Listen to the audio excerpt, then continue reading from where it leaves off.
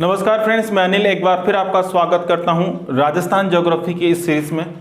बच्चे अपन बात कर रहे थे अरावली की, और अरावली की कुछ इंपॉर्टेंट चीज़ें आज अपन पढ़ने वाले हैं। आज अपना अरावली कंप्लीट हो जाएगा। तो मेरे प्यारे बच्चे, यहाँ पर अगर अपन बात करते हैं तो कुछ चीज़ें अपन यहाँ पर देखते हैं। देखो,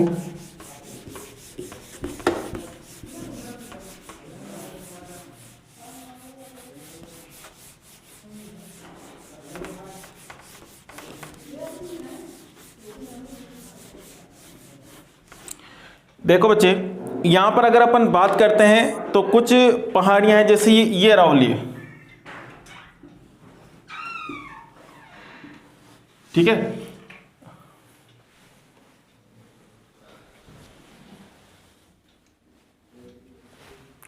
ये अरावली है और ये अरावली का पूर्वी भाग है, यानी कि पूर्वी राजस्थान इधर है, और ये जो भाग है ये पश्चिमी भाग है, पश्चिमी भाग है, यानी कि पश्चिमी राजस्थान, ठीक है। यानी कि मेरे प्यारे बच्चे, इस अरावली के पश्चिमी भाग की बात कर रहा हूं, तो अरावली के पश्चिमी भाग में यहां पर अगर मैं बात करूं तो एक पहाड़ी है जिसको बोलते हैं जालोर पर्वत। जालोर पर्वत, क्या बोलते हैं इसको? जालोर पर्वत। और ये जो जालोर पर्वत है, देखो यहां पर एक और जसवंतपुरा की पहाड़ी, जसवंतपुरा की पहाड़ी। और जसवंतपुरा की पहाड़ी की सबसे ऊंची चोटी, यानी कि हाई पीक, HP लिख दिया इसको मैंने, हाई पीक यानी कि उच्च चोटी। इसकी जो उच्च चोटी है वो डोरा पर्वत है। इसकी उच्च चोटी कौन सी है बच्चे? डोरा पर्वत है। ऊंचा स्थान कौन सा है? डोरा पर्वत। इसका ऊंचा स्थान कौन सा है? डोरा पर्वत, डोरा पर्वत, ठीक है। इसके बाद में इसके अगर मैं बात करूं पश्चिमी भाग में, तो यहां पर है जालोर पर्वत, जालोर पर्वत। और जालोर पर्वत की मैं बात करूं तो जालोर पर्वत की 3 ऊंची स्थान है। वो कौन सा है बच्चे? जालोर पर्वत की एक तो इसराना भाकर, इसराना भाकर, रोजा भाकर और झारोला भाकर, ठीक है। फिर जालोर पर्वत के पश्चिमी भाग में यहां पर है रानीवाड़ा की वृक्षहीन भूमि, रानीवाड़ा की वृक्षहीन भूमि, यानी कि यहां पर जसवंतपुरा की पहाड़ी आ जाएगी, जालोर आ गया। जसवंतपुरा की पहाड़ी कहां पर है? जालोर में। और जसवंतपुरा की पहाड़ी की सबसे ऊंचा भाग कौन सा है? डोरा पर्वत। जसवंतपुरा की पहाड़ी के पश्चिमी भाग में कौन सी है? जालोर पर्वत। और जालोर पर्वत के 3 मुख्य ऊंचे भाग है, इसराना भाकर, रोजा भाकर और झारोला भाकर। जालोर पर्वत के जस्ट पश्चिम भाग में रानीवाड़ा की वृक्षहीन भूमि। तो इस प्रकार से आपको ये याद रखना है, और एक बार आप इसको उतार लीजिए, ठीक है।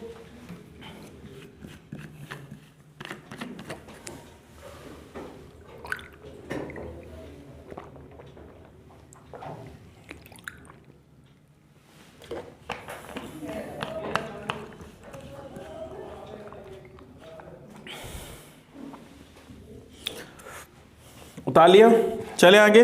देखो,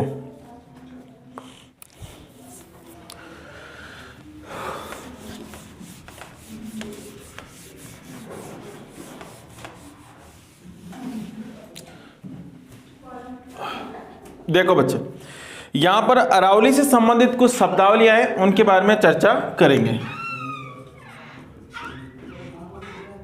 अरावली से संबंधित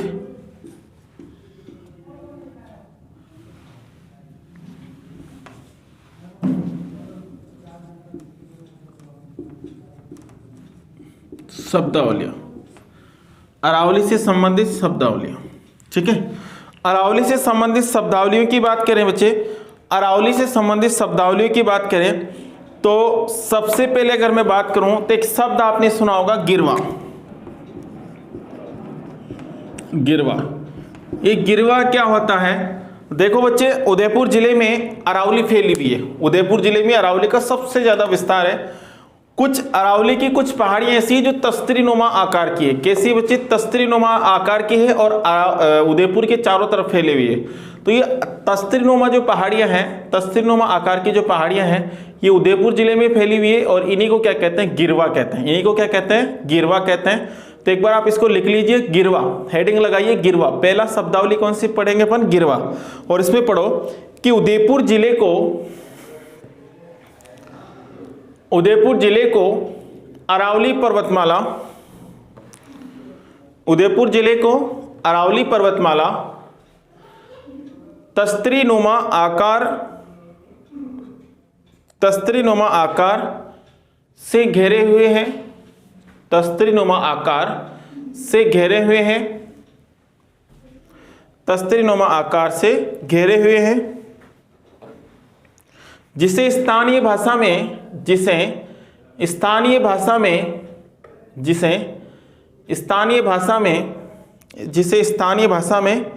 गिरवा कहते हैं। जिसे स्थानीय भाषा में क्या कहते हैं? गिरवा कहते हैं। जिसे स्थानीय भाषा में गिरवा कहते हैं। ठीक है, जिसे स्थानीय भाषा में क्या कहते हैं? गिरवा कहते हैं। यहां तक आपने लिख लिया होगा। चले आगे। यानी कि गिरवा से क्या मतलब समझे आप? गिरवा से ये मतलब समझे कि उदयपुर के अंदर जो तस्तरीनुमा आकार की पहाड़ियां हैं, जो उदयपुर के चारों तरफ फैली हुई है, उसे अपन क्या कहेंगे बच्चे? उसे अपन कहेंगे गिरवा की पहाड़ियां। उसे अपन क्या कहेंगे? गिरवा की पहाड़ियां कहेंगे। चलें आगे। इसके बाद में पढ़ेंगे भाकर। इसके बाद में क्या पढ़ेंगे बच्चे? भाकर। तो आप सभी हेडिंग लगाइए, भाकर। भाकर। तो इस शब्दावली अपन पढ़ रहे हैं। देखो बच्चे, अपन बात करेंगे सिरोही के। तो सिरोही के पूर्वी भाग में अरावली फैली हुई है और सिरोही के पूर्वी भाग में अरावली फैली हुई है। तो यहाँ पर अत्यंत कटा फटा भाग है अरावली का, और इसको स्थानीय भाषा में, यहाँ के लोकल लैंग्वेज में क्या कहते हैं? भाकर कहते हैं। क्या कहते हैं? भाकर कहते हैं। चले बच्चे, तो इसको लिखिए आप। सिरोही के पूर्वी भाग में, सिरोही के पूर्वी भाग में, सिरोही के पूर्वी भाग में, सिरोही के पूर्वी भाग में अरावली फैली हुई है। सिरोही के पूर्वी भाग में अरावली फैली हुई है। ठीक है, अरावली फैली हुई है, जो अत्यंत कटी फटी है। जो अत्यंत कटी फटी है, जो अत्यंत कटी फटी है। इस कटे फटे भाग को ही, इस कटे फटे भाग को ही, इस कटे फटे भाग को ही स्थानीय भाषा में भाकर कहते हैं। इस कटे फटे भाग को ही स्थानीय भाषा में भाकर कहते हैं। इस कटे फटे भाग को ही स्थानीय भाषा में क्या कहते हैं बच्चे? भाकर कहते हैं। ठीक है, जैसे अगर मैं बात करूं बच्चे, तो और शब्दावलियां हैं। और शब्दावलियां क्या है यहाँ पर? एक है नाल, जो मैंने नाल आपको बता दी, नाल के दो, या फिर यहाँ पर इसको दर्रे के दो। ठीक है, क्या है ये? दो पहाड़ियों यानी कि दो स्थल भाग पर, स्थलखंड भाग पर दो पर्वत पहाड़ियों, यानी कि इधर भी कोई पर्वत है, पहाड़ है, इधर भी कोई पर्वत है, पहाड़ है। इन दोनों के बीच का जो तंग रास्ता है, इन दोनों के बीच का जो तंग रास्ता है बच्चे, इस दोनों के बीच का जो तंग रास्ता है, इस तंग रास्ते को ही क्या कहते हैं बच्चे? नाल या दर्रा कहते हैं। नाल या फिर दर्रा कहते हैं। कोई दिक्कत नहीं है ना? चले आगे। देखो, तो लिखो बच्चे, लिखो यहां पर, लिखो स्थलखंड भाग पर, स्थलखंड भाग पर, स्थलखंड भाग पर दो पर्वत पहाड़ों के मध्य,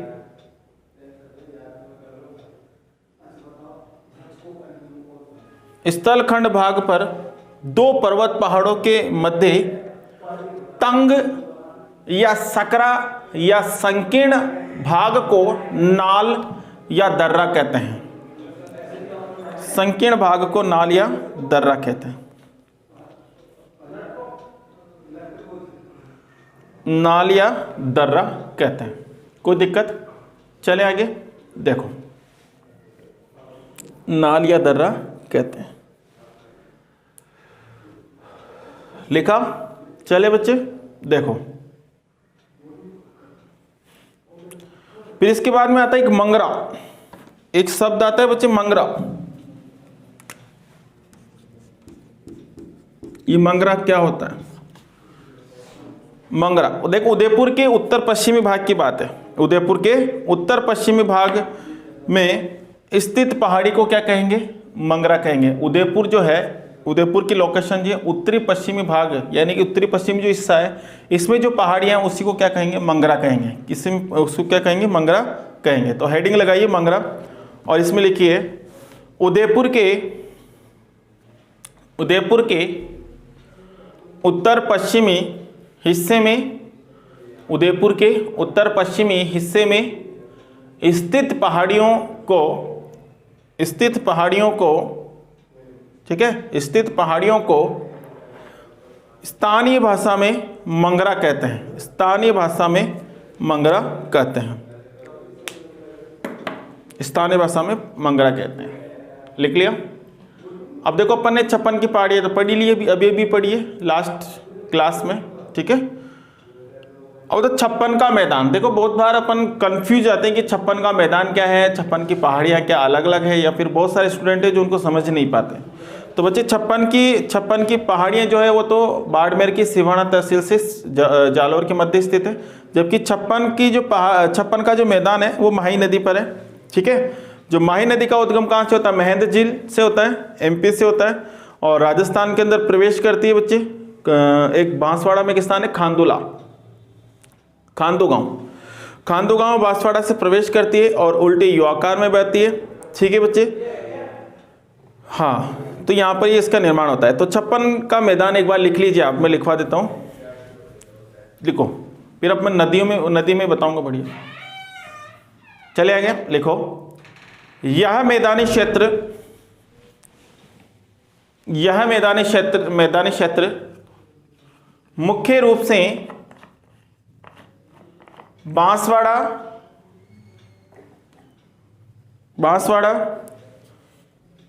डूंगरपुर व प्रतापगढ़ में स्थित है।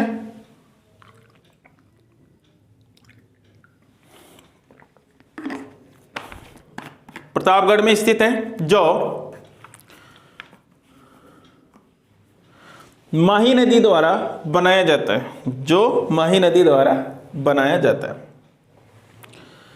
क्या किया जाता है बच्चे? माही नदी द्वारा बनाया जाता है। कोई दिक्कत? चलें आगे। माही नदी द्वारा बनाया जाता है।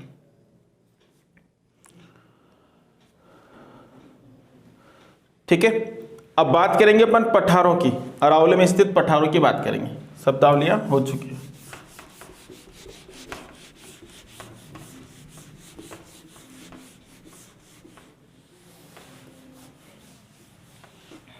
पठारों की बात करेंगे।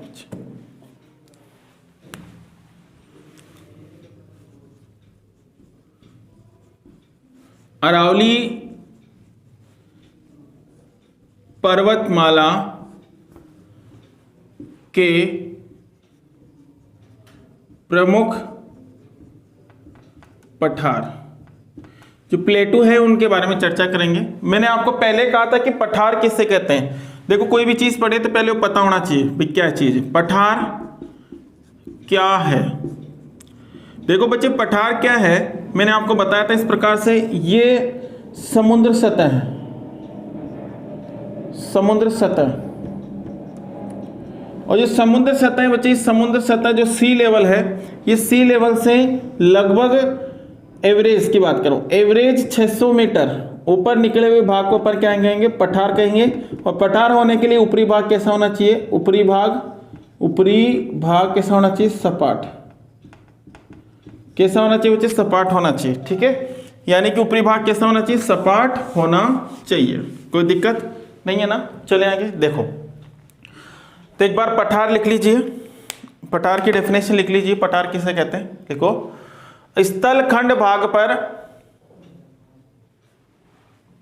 सॉरी स्थलखंड भाग काट दो उसको भी, ठीक है, लिखो समुद्र सतह से औसत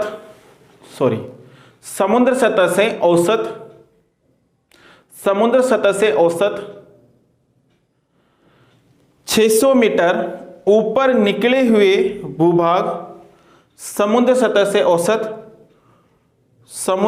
औसत 600 मीटर ऊपर निकले हुए भूभाग को पठार कहते हैं। पठार होने के लिए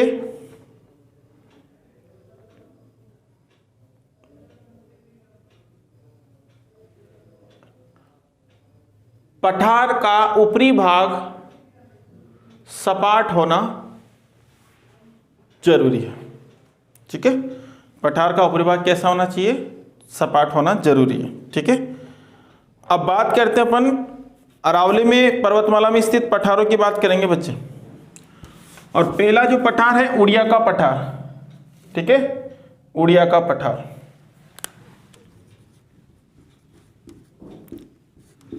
उड़िया का पठार, देखो बच्चे उड़िया का जो पठार है, इस उड़िया का पठार कहां पर स्थित है? बहुत बार डायरेक्ट क्वेश्चन पूछ ले जाते भाई कहां स्थित है, तो कहां पर स्थित है? सिरोही में। कहां पर है बच्चे? सिरोही में। सिरोही में। ये जो पठार है, इस पठार की ऊंचाई कितनी है? हाइट कितनी है? 1360 मीटर। ऊंचाई कितनी है बच्चे? ऊंचाई कितनी है? 1360 मीटर। और इस पठार की मैं बात करूं बच्चे, तो ये जो ऊंचाई बता रहा हूं ना मैं, ये ऊंचाई कितनी है? एवरेज ऊंचाई है भैया, औसत है। ये फिक्स मत मानना कि 1360 ही है।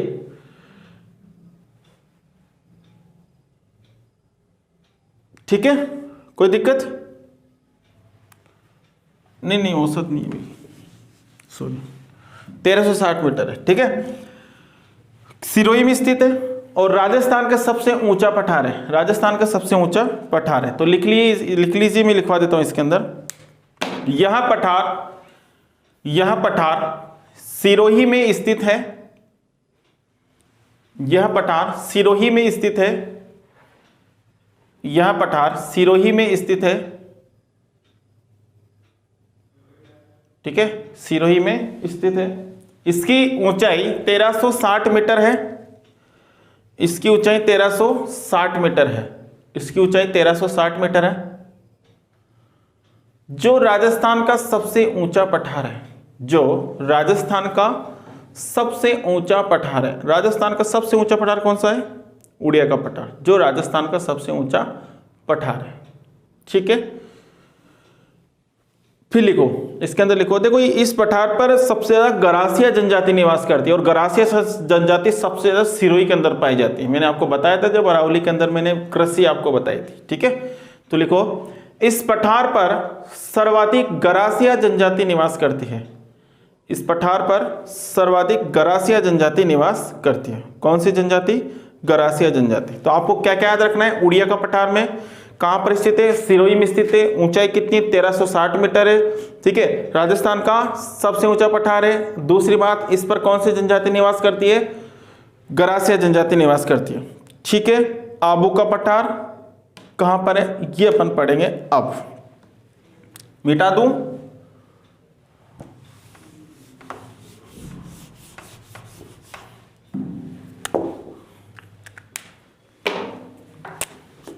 दूसरा पठार आएगा आबू का पठार या गुरुमाथा का पठार या इंसेलबर्ग का पठार। तो ये आपको ध्यान रखना है, इंसेलबर्ग का पठार, गुरुमाथा का पठार, या फिर इसी को ही बैथोलित पठार भी कहते हैं। इसी के अन्य नाम है बैथोलित पठार।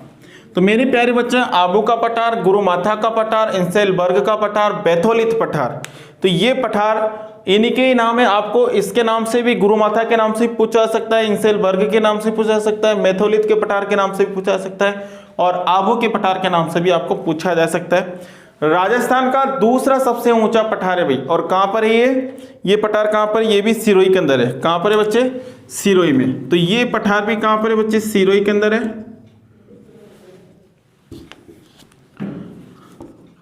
कहां है? तो मेरे प्यारे बच्चे सिरोही के अंदर है, सिरोही के अंदर है।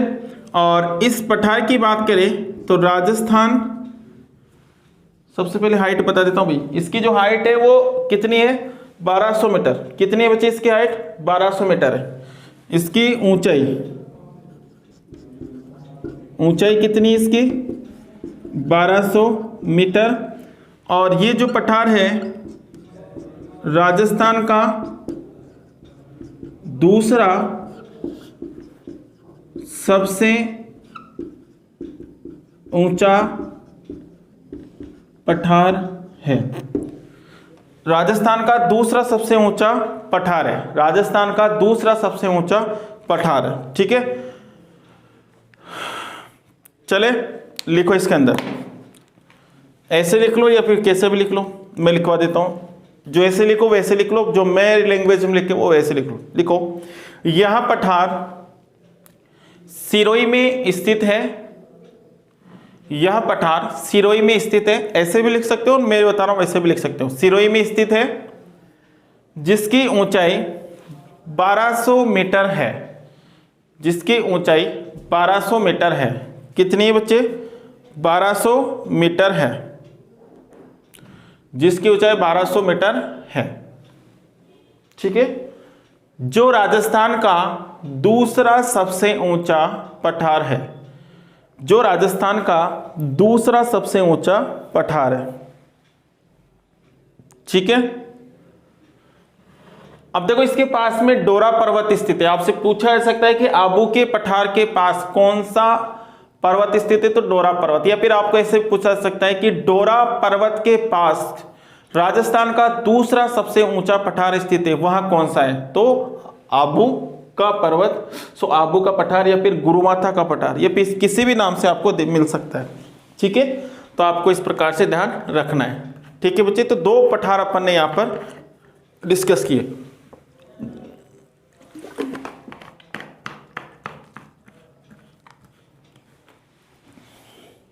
देखते हैं आगे, देखो फिर अपन बात करेंगे बच्चे बोराट के पठार की। किसकी बात करेंगे? बोराट के पठार की। बोराट का पठार मिटा देता हूं इसको मैं।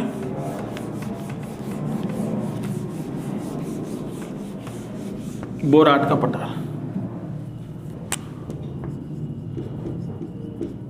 बोराट का या फिर इसको भूराट का भी कहते हैं बच्चे, बोराट का पठार। तीसरा नंबर का पठार है बोराट का पठार। देखो बच्चे, बोराट का जो पठार है वो 2 जिलों के अंदर है। कौन कौन से 2 जिले? जैसे गोगुंदा की पहाड़ी। अब गोगुंदा की पहाड़ी कहां पर है? जैसे एक पहाड़ी है ये गोगुंदा की पहाड़ी,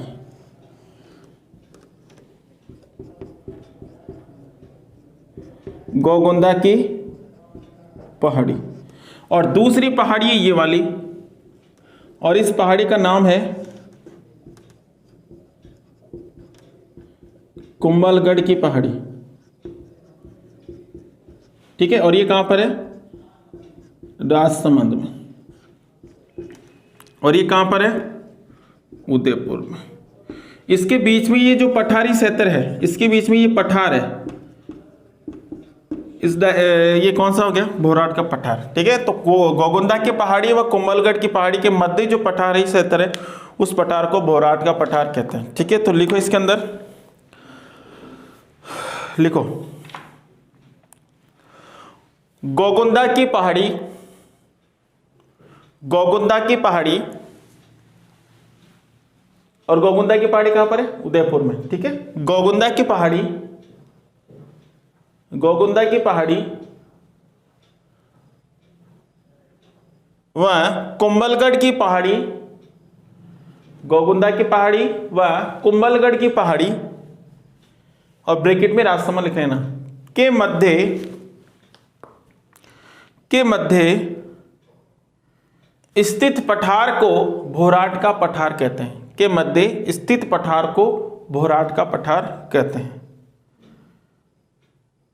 यानी कि आपसे क्वेश्चन पूछ ले कि बोराट का पठार निम्न में से कौन कौन से जिले में स्थित है, तो दो दो जिलों के आपको क्या दे देगा, वो जोड़े दे देगा। तो दो दो जिलों के अंदर उदयपुर व राजसमंद, जैसे उदयपुर राजसमंद एक में हो जाएगा, उदयपुर सिरोही एक में जाएगा, या फिर सिरोही राजसमंद एक में जाएगा। तो इस प्रकार से आपको उदयपुर और राजसमंद को टिक करना है, ठीक है। और यहां पर इस पठार पर क्या है बच्चे ठीक है, ये आपको याद रखना है। चले आगे, अब बात करते हैं आगे के पठार की।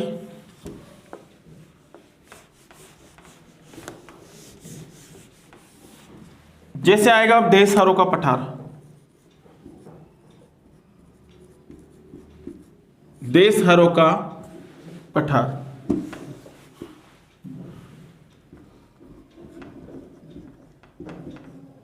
देशहरों का पठार, ठीक है। देशहरों का पठार की बात कर रहे हैं बच्चे, ये कहां पर है, उदयपुर में स्थित है। ये कहां पर है बच्चे, उदयपुर में स्थित है। और उदयपुर के अंदर जरगा और रागा की पहाड़ियां, यानी कि ये कहां पर है, उदयपुर। उदयपुर में एक पहाड़ी तो कौन सी है, जरगा, और दूसरी पहाड़ी कौन सी है, रागा। तो इनके बीच के अंदर जो पठार है उसको कहेंगे देशहरों का पठार। ये सदा यानी कि 12 माह तक ये क्या होता है, हरा भरा रहता है, हरा भरा रहता है, इसलिए इसको देशहरों का पठार कहते हैं, देशहरों का पठार कहते हैं, ठीक है। तो लिखो इसमें, यह पठार उदयपुर में स्थित जरगा व रागा की पहाड़ियों के मध्य स्थित है। यह पठार उदयपुर में स्थित जरगा व रागा की पहाड़ियों के मध्य स्थित है, ठीक है। चले आगे, हाँ बिल्कुल। देखो बच्चे, आगे चलते हैं अपन।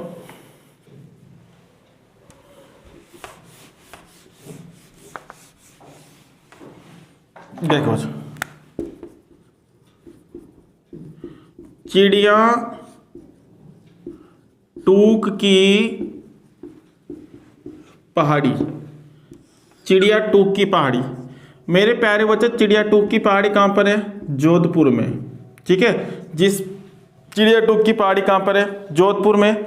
और इसके ऊपर क्या है बच्चे, मेहरानगढ़ का किला स्थित है इस भाग पर। यानी कि ये जो पठार है इसको पहाड़ी कहते हैं, लेकिन ये पठार है। इस पठार पर क्या है, मेहरानगढ़ का किला स्थित है। तो लिखो इसमें चिड़िया टूक की पहाड़ी, और इसमें लिखो यह पठार जोधपुर में स्थित है। यह पठार जोधपुर में स्थित है, जोधपुर में स्थित है। इस पर जोधपुर में स्थित है, इस पर मेहरानगढ़ का किला स्थित है। मेहरानगढ़ का किला स्थित है, ठीक है। देखो बच्चे, और पठारों की बात करते हैं। और पठारों की अगर बात करें तो लसाड़िया का पठार, या फिर लासड़िया का पठार, लासड़िया का पठार, लसाड़िया का पठार या फिर लासड़िया का पठार। देखो बच्चे, लसाड़िया का पठार या फिर लासड़िया का पठार जो है ये कहाँ पर है, एक ही बात है भाई, इस नाम से पुकारो या फिर इस नाम से पुकारो, ठीक है। चलें, ये कहाँ पर है, ये कहाँ है, ये तो है उदयपुर में। उदयपुर में कहाँ पर है बच्चे, उदयपुर में है, ठीक है। देखो इस पठार की एक विशेषता है बच्चे, और इस पठार की क्या विशेषता है कि ये जो पठार है ये पठार उदयपुर में स्थित है और जयसमंद झील के पूर्वी भाग में स्थित है। जयसमंद झील है, जैसे यहाँ पर ये जयसमंद झील है, इसका जो पूर्वी भाग है जयसमंद झील के पूर्वी भाग में कौन सा पठार है, लासड़िया का पठार। और इसके ऊपर एक ही आंदोलन चलाया गया, जो किसान आंदोलन था, एक ही आंदोलन चलाया गया, और एकी आंदोलन का नेतृत्व मोतीलाल तेजावत के द्वारा किया गया। किसके द्वारा किया गया? मोतीलाल तेजावत के द्वारा किया गया। ठीक है बच्चे, तो यहां पर अपन अब बात करते हैं। देखो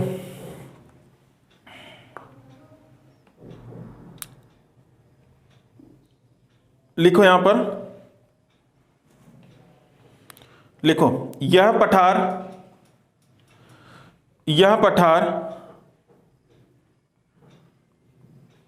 उदयपुर में स्थित है।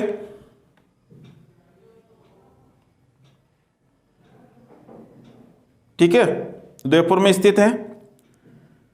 यह पठार जैसमंद झील के पूर्वी भाग में स्थित है।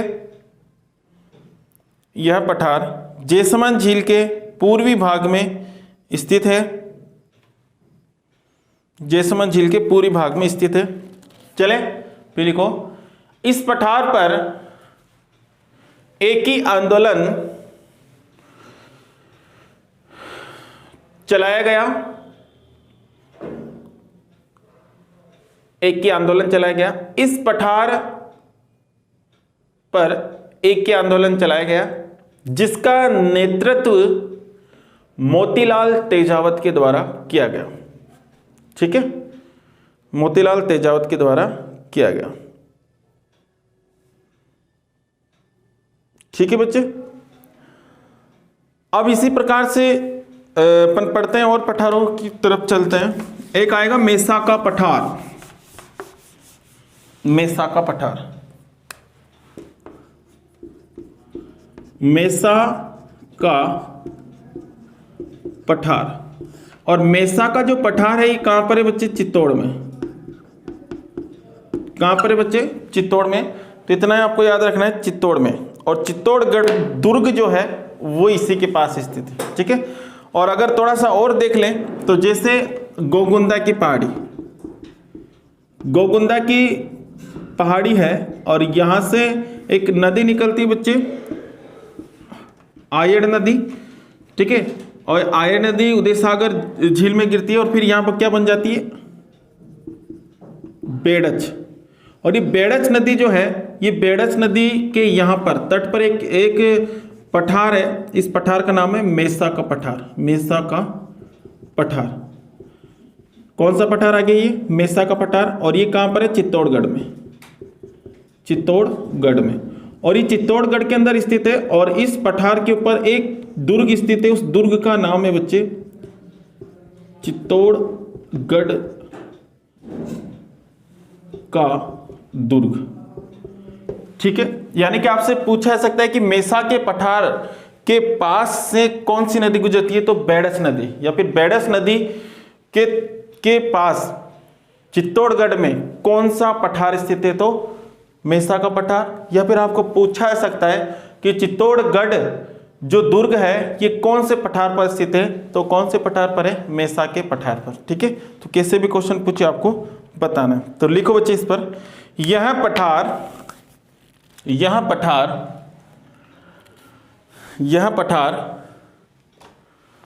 चित्तौड़गढ़ में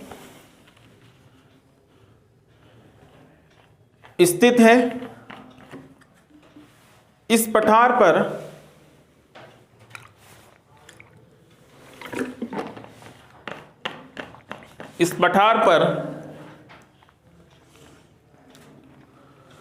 चित्तौड़गढ़ दुर्ग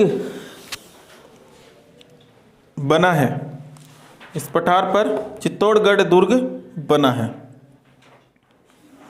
ठीक है, लिखो, इस पठार के पास से बेड़च नदी गुजरती है। इस पठार के पास से बेड़च नदी गुजरती है। कौन सी नदी गुजरती है? बेड़च नदी गुजरती है। तो ये सब चीजें आपको बताना है। ऐसे ही एक छोटा सा पठार और है, वो भी याद रखना है आपको। जैसे अगर मैं बात करूं मानदेश हरो का पठार। मानदेश हरो का पठार, और ये भी कहां पर है? चित्तौड़ में स्थित है। तो लिखो बच्चे, मानदेश हरो का पठार। हेडिंग लगाइए, मानदेश हरो का पठार। और इसमें लिखिए कि यह पठार चित्तौड़गढ़ में स्थित है। यह पठार चित्तौड़गढ़ में स्थित है। यह पठार चित्तौड़गढ़ में स्थित है। ठीक है, चित्तौड़गढ़ में स्थित है। ठीक है, इसी प्रकार से और देखते हैं पठार। एक पठार होगा त्रिकूट पठार। त्रिकूट पठार, त्रिकूट पठार कौन सा पठार है? त्रिकूट पठार। और त्रिकूट पठार की मैं बात करूं तो त्रिकूट पठार कहां पर है? जैसलमेर। और इस पर जैसलमेर का किला स्थित है। क्या स्थित है? जैसलमेर का किला स्थित है। लिखो इसमें, यह पठार जैसलमेर में स्थित है।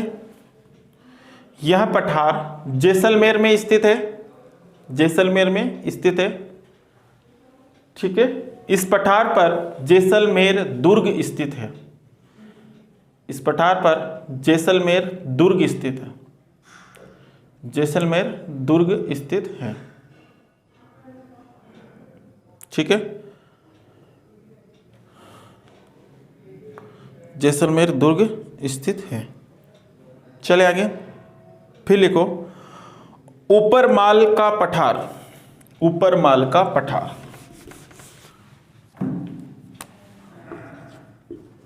ऊपर माल का पठार।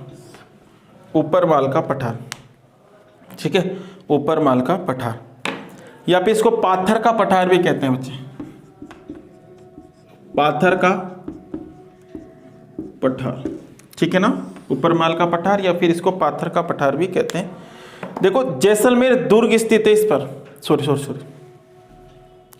सॉरी बच्चे, ऊपर माल का पठार या फिर पाथर का पठार। ठीक है ना, भीलवाड़ा के बिजोलिया से। कहां से बच्चे? भीलवाड़ा के बिजोलिया से। ये जो पठार है चित्तौड़ के भैंसरोडगढ़ के मध्य स्थित है। भीलवाड़ा के अंदर एक स्थान है बिजोलिया और चित्तौड़गढ़ में एक स्थान है भैंसरोडगढ़, उसके मध्य स्थित है। ठीक है, तो लिखो यह पठार भीलवाड़ा के बिजोलिया से। यह पठार भीलवाड़ा के बिजोलिया से चित्तौड़गढ़ के भैंसरोडगढ़, चित्तौड़गढ़ के भैंसरोडगढ़ के मध्य स्थित है। के मध्य स्थित है।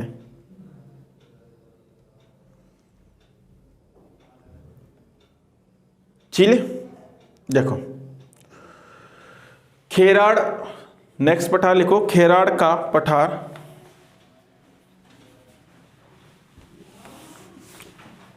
तो लिखेंगे खेराड़ का पठार या फिर माल खेराड़ का पठार। खेराड़ का पठार या फिर माल खेराड़ का पठार। चले आगे, देखो मेरे प्यारे बच्चे, ये जो पठार है ये पठार भीलवाड़ा के अंदर एक स्थान है जहाजपुर और टोंक में एक स्थान है बच्चे मालपुरा, उसके मध्य स्थित है पठार। ठीक है, भीलवाड़ा के जहाजपुरा से टोंक के मालपुरा के मध्य ये पठार स्थित है। तो एक लाइन लिखी इसमें, यह पठार भीलवाड़ा के जहाजपुर से टोंक के मालपुरा के मध्य स्थित है।